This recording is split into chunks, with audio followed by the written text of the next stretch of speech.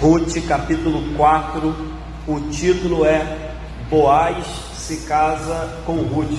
Nós estamos há alguns meses, eu acho que uns 2, 3 meses, ou até mais, meditando todo domingo de manhã no livro de Ruth. E a grande expectativa era essa. Nós estamos caminhando domingo a domingo para chegar nesse dia, o dia que Boaz ia casar com Ruth. E é muito interessante que o livro está acabando. Talvez na semana que vem a gente já acabe o livro de Ruth. Mas você vê os contrastes. O livro começou com tristeza, choro, luto, lamento. Agora o livro está terminando com alegria, com gozo, com festa, com casamento, com nascimento, porque Ruth vai engravidar, vai ter um filho. Então é bem interessante esse contraste, né? No início do livro, Noemi achava que Deus estava trabalhando contra ela, que Deus estava castigando ela. Agora a gente chega no final do livro e Noemi vai ter que se render e ver que Deus na verdade estava trabalhando em favor dela, né? Embora ela não entendesse, e isso acontece muito na nossa vida, embora a gente não entenda as coisas que Deus está fazendo, Deus sempre está trabalhando em nosso favor. Ainda que às vezes Ele tenha que tirar alguma coisa que a gente gosta muito, ainda que às vezes Ele tenha que nos repreender, nos exortar, nos disciplinar, Deus sempre trabalha em nosso favor, e é assim que o livro está terminando. Então vamos ler do 1, vamos ler só o versículo 1, capítulo 4, verso 1, diz assim: Boaz subiu à porta da cidade e assentou-se ali. Eis que o resgatador de que Boaz havia falado ia passando. Então lhe disse: ó fulano, chega-te para aqui e assenta-te. Ele se virou e se assentou. Vamos parar aqui, depois a gente continua. Na semana passada nós vimos que Ruth, numa atitude que a gente comentou aqui muito estranha, ela vai até a eira, descobre o pé de Boaz, deita no pé dele de madrugada. Boaz acorda com frio, assustado, e vê Ruth aos seus pés. Ruth diz para ele: olha, você é resgatador e eu sou a viúva, você tem direito de casar comigo, de resgatar a minha viuvez. E aí ele diz: olha, vamos devagar, vamos com calma, porque eu até quero, mas tem alguém que é mais antigo do que eu, tem um parente que está na minha frente. E aí na manhã seguinte, com bastante pressa, com bastante rapidez, Boaz sobe para a porta da cidade, senta e fica esperando o homem passar. Boaz sabia, provavelmente eles se conheciam, eram pessoas conhecidas da cidade. Então Boaz sabia que se ele ficasse parado na porta da cidade, aquele homem ia passar. E aí talvez você fale: pastor, por que a porta da cidade? Estava lendo vários livros que dizem que naquela época o centro da cidade, na verdade, era a porta da cidade, que havia um grande pátio e que as pessoas, quando tinham que resolver algum problema, quando tinham que fazer uma assembleia, quando tinha que haver um julgamento, não havia um prédio, era na porta da cidade. Isso é bastante interessante.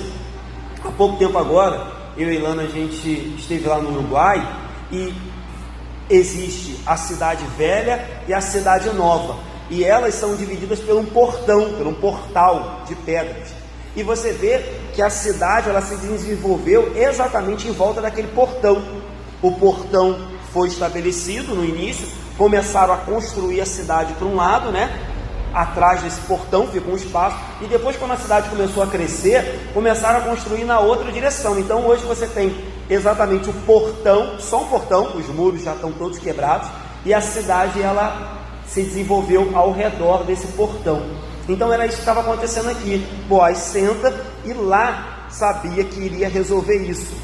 Lá em Deuteronômio tem um exemplo disso, capítulo 25 diz assim: porém, se o homem não quiser tomar a sua cunhada, subirá a cunhada, à porta da cidade, aos anciãos, e dirá: meu cunhado recusa suscitar seu irmão, em nome de Israel, não quer exercer para comigo a obrigação de cunhado. Esse aqui é um exemplo, daqui a pouco eu vou ler mais um pedaço dele, de como que uma mulher viúva deveria proceder caso o cunhado não quisesse exercer a obrigação de suscitar o nome do viúvo. Ela deveria ir na porta da cidade e reclamar com os anciãos. Os anciãos aqui eram tipo os julgadores da cidade. Então Boaz rapidamente vai para o portão, senta. Quando aquele homem passa, ele já o chama para sentar e a conversa vai começar. Uma coisa que me chama a atenção na vida de Boaz aqui, e eu quero trazer para a nossa vida, é que Boaz, ele não demonstra em nenhum momento indecisão. Eu já falei sobre isso na vida de Jesus, né? Embora nos 45 do segundo tempo ali, Jesus tenha clamado ao Pai: Pai, se possível, passe de mim esse cálice, todavia seja feita a tua vontade. Jesus nunca desistiu, Jesus nunca se mostrou indeciso, Jesus nunca duvidou, Jesus nunca voltou atrás. E Boaz, ele tem essa característica também parecida com Jesus. Ele não é um homem indeciso. Na noite anterior, Ruth conversou com ele e explicou qual era a intenção dela, que era casar com ele. No dia seguinte, ele já começa a correr atrás para fazer isso acontecer. E aí, eu estava lendo um livro que falava um pouco sobre isso, sobre indecisão. E aí você percebe, irmãos, que se a precipitação, se a gente se precipitar, é ruim, a indecisão é tão ruim quanto. É ruim quando a gente se precipita e acaba fazendo uma bobagem, ou escolhendo, ou tomando uma decisão que não deveria. Mas é ruim também quando a gente passa a vida toda postergando uma decisão por causa de uma indecisão.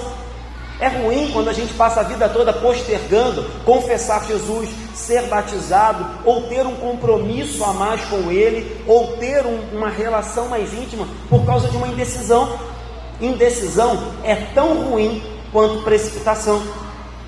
E aí eu li em algum lugar, em algum desses livros que eu estava lendo, que o autor dizia assim: indecisão é decisão. Parece louco, né? Ele dizia: indecisão é decidir não fazer nada. Indecisão é decidir não tomar uma atitude. Então, embora pareça contraditório, mas ser indeciso é tomar uma posição. E o autor dizia isso. Qual é a posição? A posição de não me meter em nada. Sendo que na vida do cristão, irmãos, não cabe isso. A gente tem que sempre tomar uma decisão.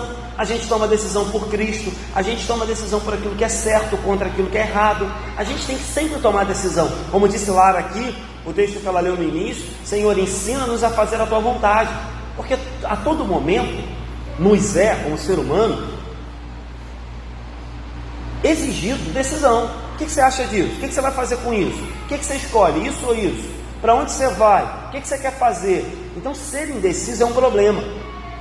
E aí, em um dos livros que eu lia também, o autor dizia assim: e cuidado, porque ser indeciso durante toda a vida nos leva a fracasso. Ser indeciso é escolher o fracasso.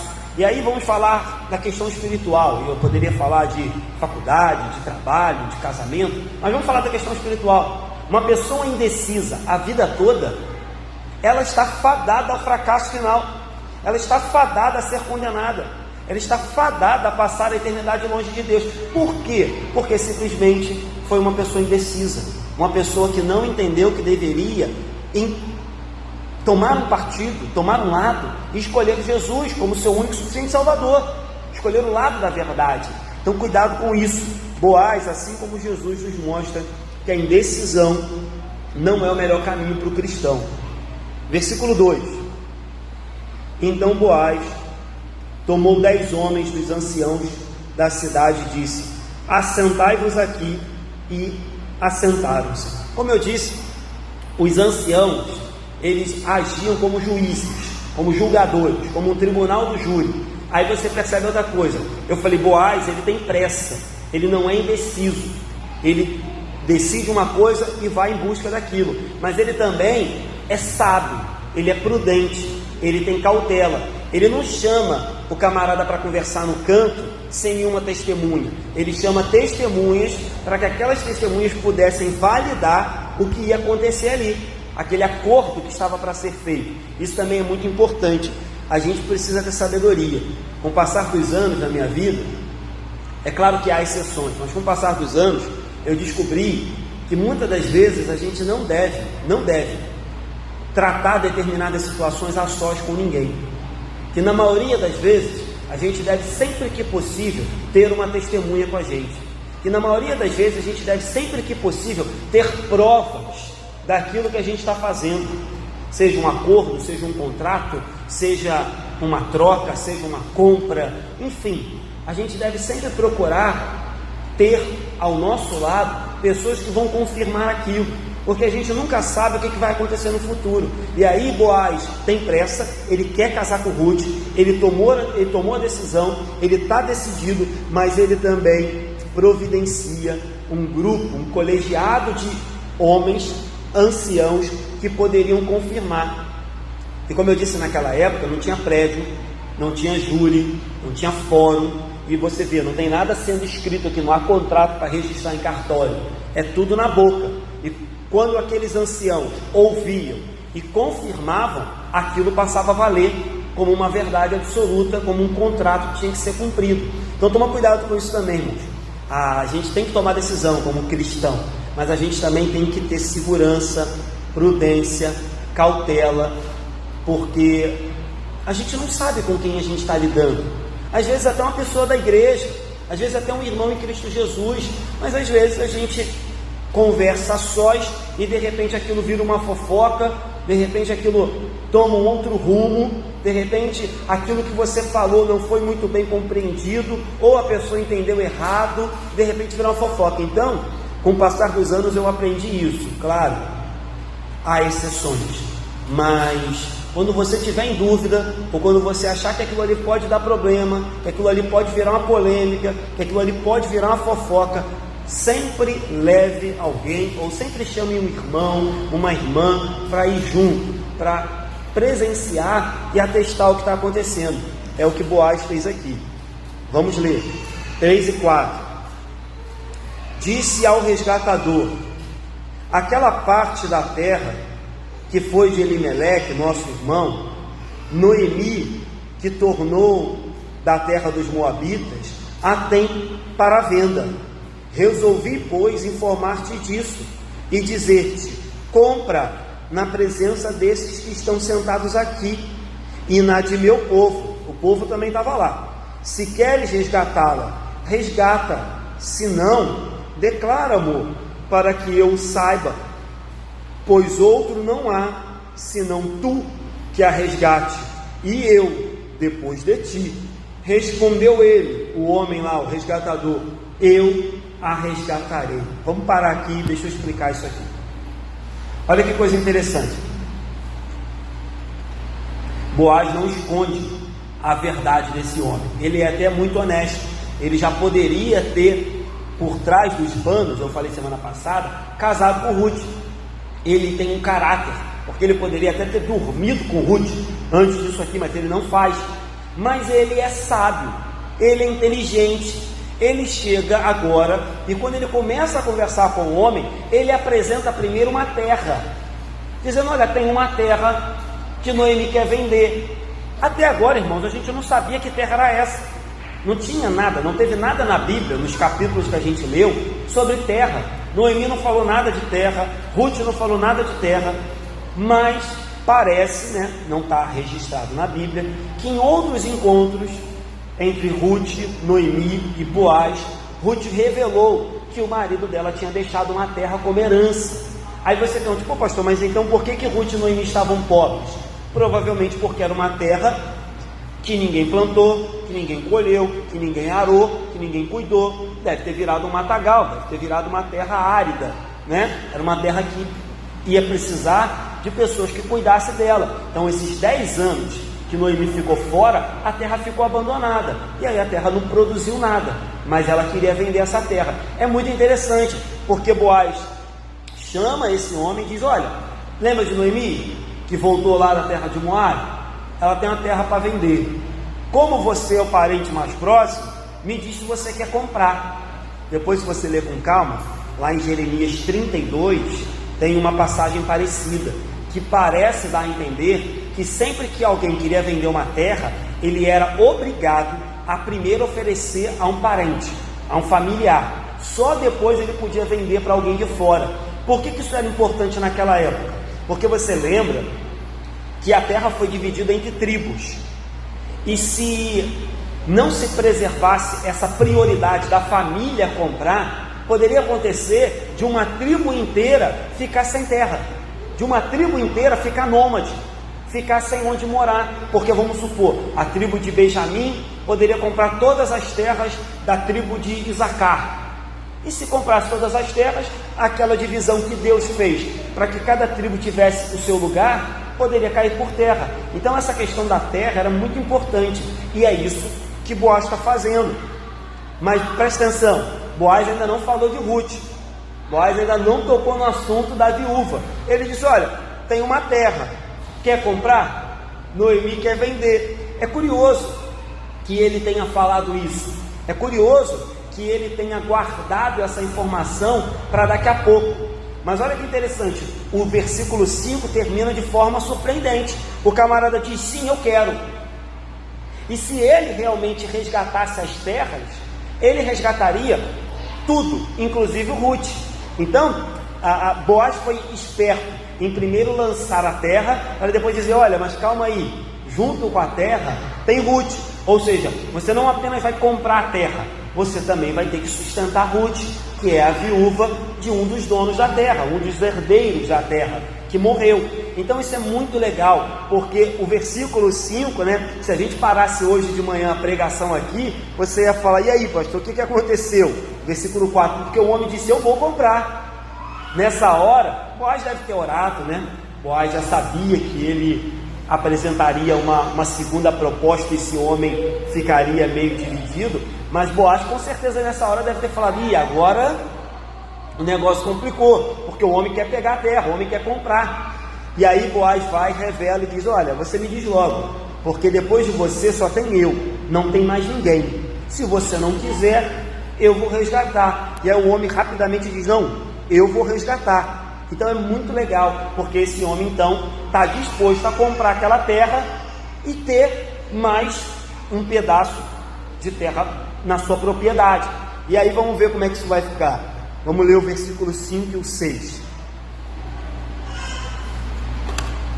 Disse, porém, Boaz: no dia em que tomares a terra da mão de Noemi, também a tomarás da mão de Ruth, a moabita, já viúva, para suscitar o nome do esposo falecido sobre a herança dele.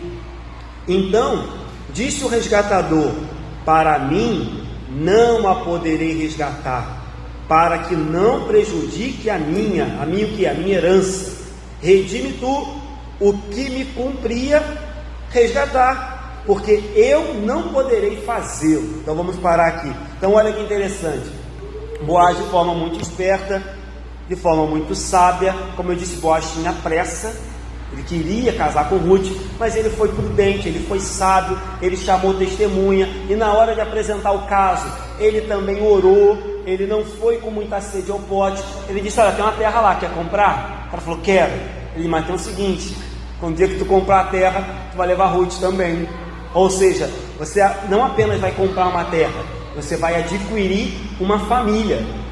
E aí essa estratégia funciona, porque na hora o remidor muda de opinião, porque quando ele percebe que o campo vinha junto com o casamento, e aí ele mesmo diz, quando ele percebe que ele ia ter um prejuízo financeiro, ele diz: não quero.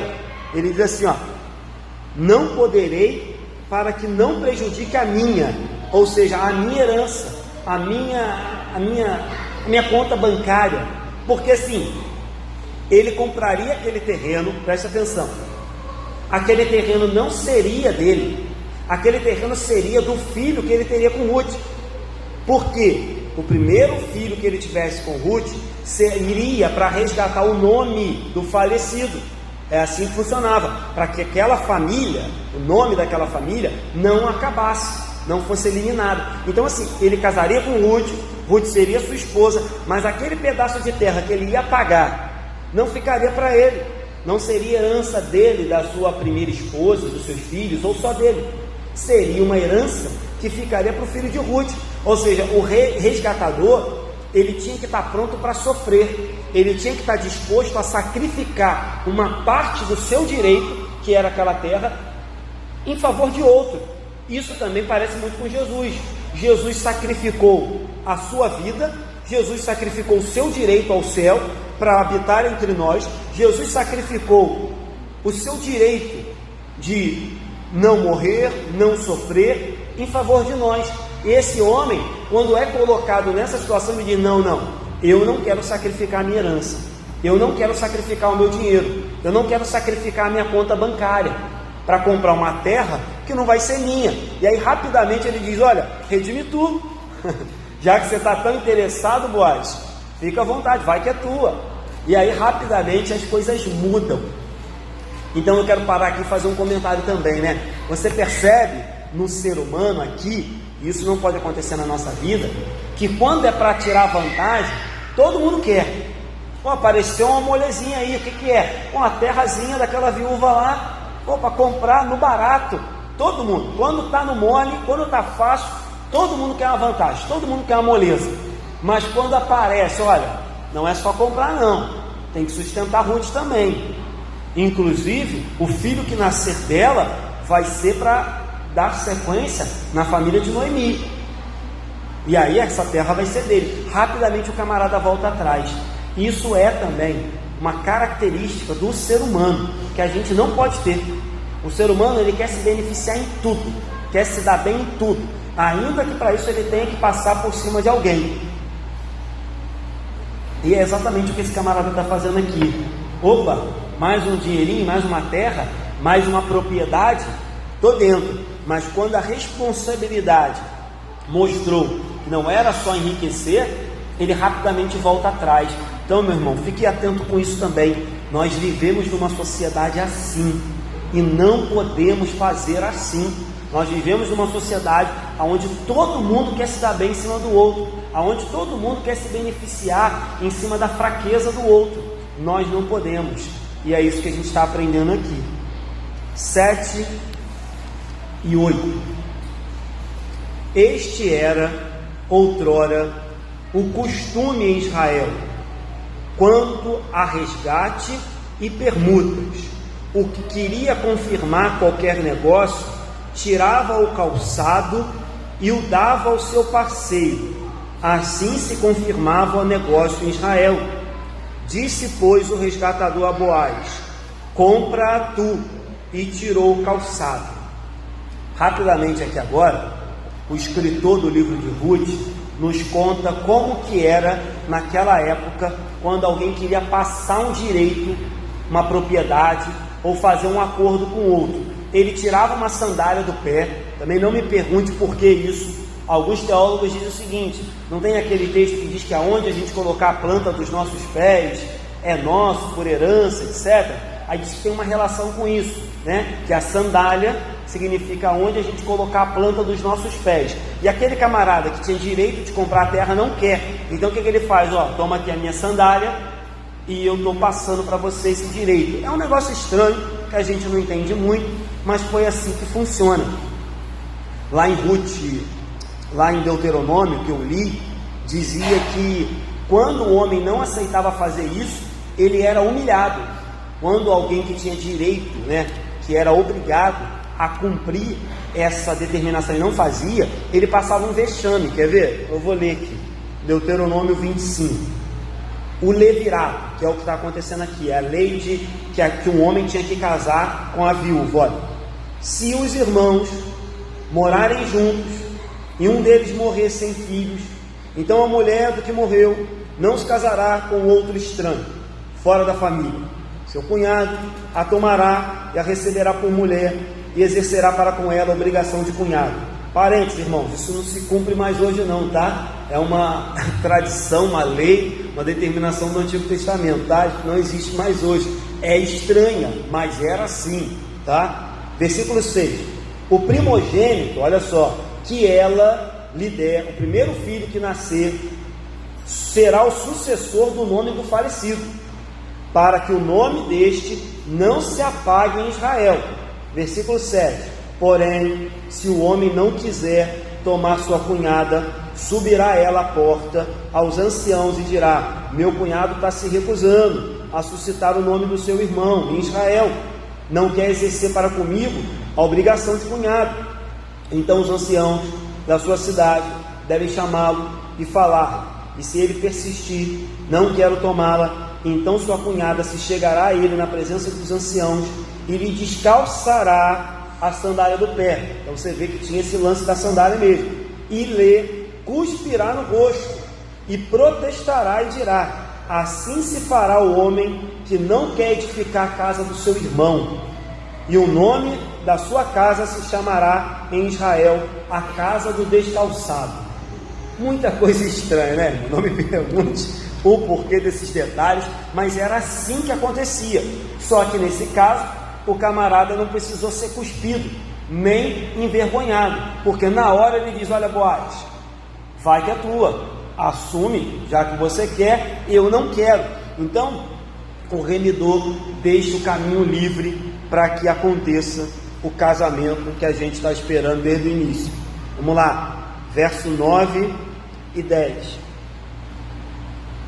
9 e 10. Então Boaz disse aos anciãos e a todo o povo: sois hoje testemunhas de que comprei da mão de Noemi tudo o que pertencia a Elimeleque, a Quilion e a Malom, os dois homens que já haviam morrido, os dois filhos, e ao marido de Noemi, que também já havia morrido. Vamos continuar lendo. E também tomo por mulher Rute, a moabita, que foi esposa de Malom, para suscitar o nome deste sobre a sua herança, para que este nome não seja exterminado dentre seus irmãos, e da porta da cidade disto sois hoje testemunhas. Vamos parar aqui.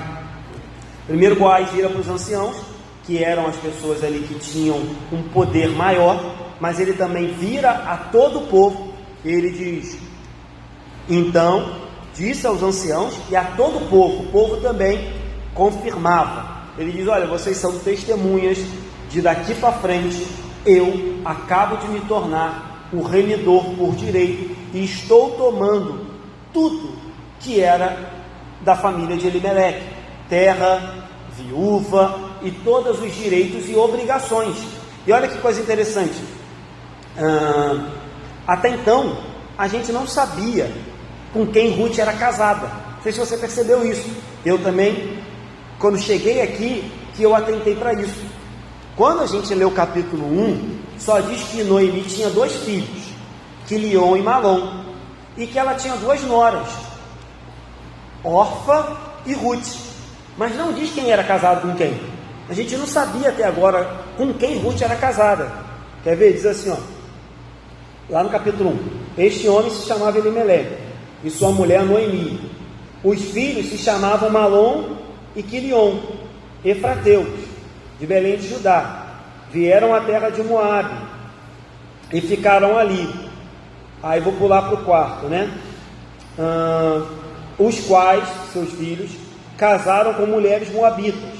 Era o nome de uma Orfa e da outra Ruth. E você pode falar assim: ah, pastor, o primeiro filho que aparece o nome é Malom, e a primeira mulher que aparece aqui é Orfa. Então será que são eles que são casados? Não, é o contrário. Malom, o primeiro filho que aparece aqui, era casado com a segunda, que é Ruth. Então havia uma inversão, mas em nenhum lugar dizia quem era casado com quem.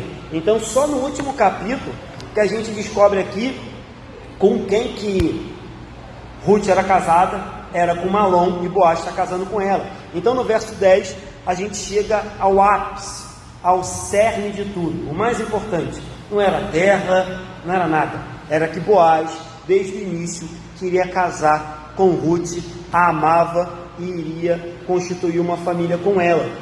E aí, rapidamente, vamos fazer alguns comentários sobre esse casamento. Muito diferente dos dias de hoje também. Um casamento feito à porta da cidade, um casamento feito na presença de anciãos do povo, mas um casamento que cumpre algumas exigências que a gente ainda faz hoje. Foi um casamento público.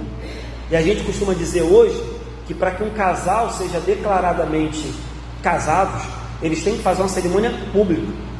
Foi um casamento que cumpriu as leis daquela época, estranhas, mas eram as leis. Por isso que a gente diz que hoje as pessoas que querem casar devem cumprir as leis do país, as leis que estão em vigência, quer no cartório, quer no religioso, mas devem cumprir a lei. Outra coisa, um casamento que esperou o momento exato de ser consumado. Eu não vou ler aqui, já li semana passada, mas semana que vem a gente vai ler. Ruth e Boaz só consumaram o casamento, efetivamente falando, depois que todo esse processo aqui aconteceu. Então eles esperaram. Outra coisa, um casamento conduzido por Deus. Humanamente falando, esse casamento não teria saído nunca. Quando que, voltando da terra estrangeira, Noemi poderia sonhar que encontraria com um parente chamado Boaz, que esse homem seria completamente gracioso, misericordioso, bondoso, que esse homem ia querer casar com Ruth, sustentar Noemi, comprar a terra. Nunca. Mas foi um casamento que foi, desde o início que a gente está lendo, sendo conduzido por Deus. Deus providenciou todas as coisas. Agora, quando a gente chega no momento exato, aparece um outro homem e diz: olha, eu quero comprar as terras. E tudo poderia cair por terra, mas aí Deus sabiamente coloca as palavras na boca de Boaz. Boaz diz: olha, não é só casar não é só comprar terra não, tem que casar também. Então você vê aqui Deus também conduzindo esse casamento. Então são verdades que a gente precisa resgatar nos dias de hoje. Para os irmãos que estão aqui, que ainda não são casados, para aqueles que pretendem casar, verdades valiosas para um casamento. O casamento tem que ser conduzido por Deus, um casamento tem que ser público, um casamento tem que ser legal, um casamento tem que ser diante das pessoas, aprovado pelas pessoas e por quem tem o direito, naquela época que eram os anciãos. Então, alguns detalhes que a gente precisa resgatar, porque hoje, infelizmente, a igreja tem sido, inclusive influenciada pelos costumes do mundo, e hoje as pessoas acham que basta se juntar para serem casados. Hoje as pessoas acham que basta, a gente se ama, então a gente é um casal, a gente é casado. Não é assim. A gente se gosta, então a gente é casado. Não é. A gente mora no mesmo teto, então a gente é casado. Não é. A gente divide as contas, a gente paga tudo junto, a gente é casado. Não é. Então a gente precisa resgatar essa verdade e orientar e aconselhar as pessoas que nos veem que um casamento tem as suas etapas a serem cumpridas, que há os seus tempos, os seus momentos a acontecer, e é o que a gente está vendo aqui. Estava lendo um livro, eu até anotei aqui o que estava lá. Diz assim: os vestidos das noivas estão cada vez mais brancos, cada vez mais altos, mas a pureza cada vez menor. Aí ele diz assim: os véus cada vez mais longos, muitos metros de véus, mas a extensão do casamento cada vez menor. Por qualquer coisa se divorciam. Aí ele diz: hoje temos muitas paixões, pessoas apaixonadas, mas pouco amor. E aí ele termina dizendo: muitas promessas, mas poucos que cumprem as promessas. Então a gente precisa olhar para essa história de amor, para essa história de um casamento, e resgatar algumas verdades que estão se perdendo com o passar dos anos, infelizmente, na sociedade. Pior ainda, dentro das nossas igrejas. A gente precisa defender essas verdades e não negociar, e perceber que no final, irmãos, foi doído, foi sofrido, deve ter passado por um friozinho na barriga Boaz quando ele conversou com esse homem, mas no final aconteceu que se cumpriu a vontade de Deus. No final, nós vamos ver isso mais para frente, terão filhos, casarão, serão uma família abençoada e próspera. Dessa família virá a principal linhagem de Davi e de Jesus, mas uma família que sofreu, um casamento que foi difícil para acontecer, que foi suado, mas valeu a pena.